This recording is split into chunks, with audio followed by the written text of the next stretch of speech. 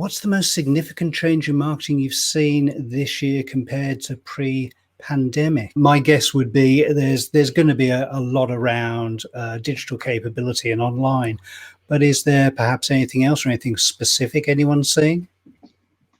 Social media, I would have to say. There was a huge increase in social media presence when we had the first lockdown, and the amount of firms that were already had some form of a social media story or were already on there and going great guns just doubled down and went even further. So it just exploded.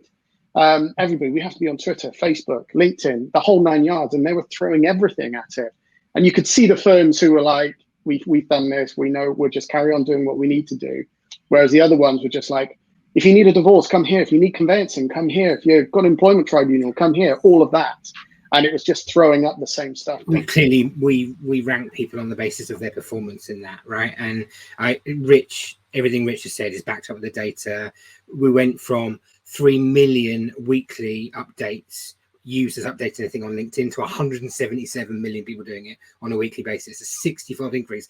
Everyone keeps talking about the algorithm has changed on LinkedIn. It hasn't. It's just it can't serve all the content, all the people, because there's only so much screen space and dwell time on the site, right? It's very interesting to think about what's sort of the psychological reason behind social media picking up so much, because the reason, at least in my perspective, that Facebook and Instagram and all of your alternative social media channels or sort of unconventional to the sector previously have become predominant because of escapism, because suddenly we were logged in and there was nowhere to go. Like, just because you're a law firm, it doesn't mean that you have to speak about law all the time, because people will resonate with you and develop trust based on different conversations. It doesn't have to be all about your expertise. The assumption is that the platform is used the same in each country. It is not. Facebook, for some people, is just as important professionally, never mind, the fact that in wills or family it is, but actually internationally, in some countries, India is massive on LinkedIn. In Facebook, if you go to certain countries, that's the one of choice, and that's where people will share professional stuff as well. And now, of course, we've got Clubhouse joining the ranks as well, and I think we've all had a listen in on there as well, and that's a really interesting one, because it is quite different to what we've seen beforehand, and I think it leads to a much more personal experience as well. I know some of the rooms I've been in, for one thing, it's actually quite surprising how many lawyers are already on there. Our content that was not legal tended to get the most reactions. So anything we did socially or CSR wise, that was the stuff that was really getting the likes, the comments, the shares. It's becoming a lot more personal, which I think perhaps for the legal industry is where it should have been some time ago. And this is one of those areas where I think it's getting the push now.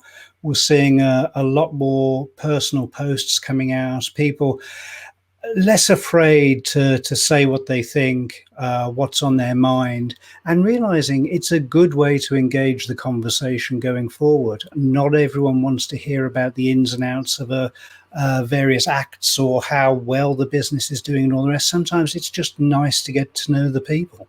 Yeah, it's called social media for a reason, to be social. It's not called social media to go sell your services. Yeah. Okay. So I always say, build your brand, build trust, and then people will buy from you.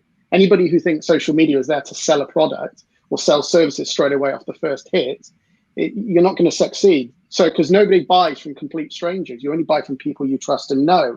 So yeah, absolutely. What Ollie's saying, when people resonate with the non-legal stuff, I'm not surprised. That's the human element in us. We're intrigued by them. And if lockdown and, the whole 2020 has also taught us anything, is that Zoom has allowed us into lawyers' lives. They are human beings. And I think what's really changed for me in the lawyer's mindset is for their work, David, they've got to be very clear that they don't get stuff wrong.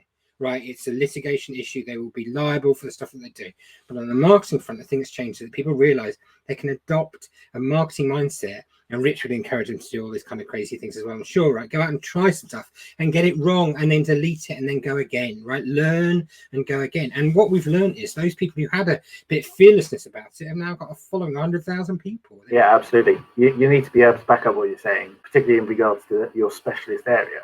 But I think that's a prime definition of what actual innovation is. It's being prepared to get something wrong publicly to then try and improve it and get it better next time round.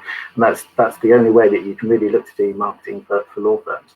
Too many law firms sit on the fence and go, oh, what's that other firm doing? Should I do that? Should I not? And it's more a case of just do something. So do you think 2021 will be the year law firms get a little bit braver? Maybe try something a little different?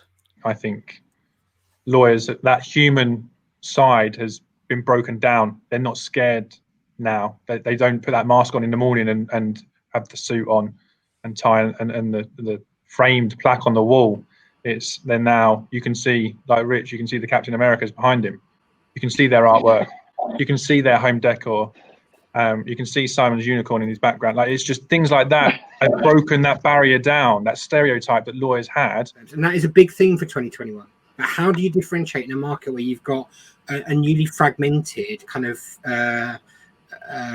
fee earner base, a diaspora almost? They've gone everywhere, and they're going to be operating in this that harmonizing that brand and doing that and making sure that you can differentiate on rates as a result of the fact that even the people all over the place can be very interesting for law firms this year.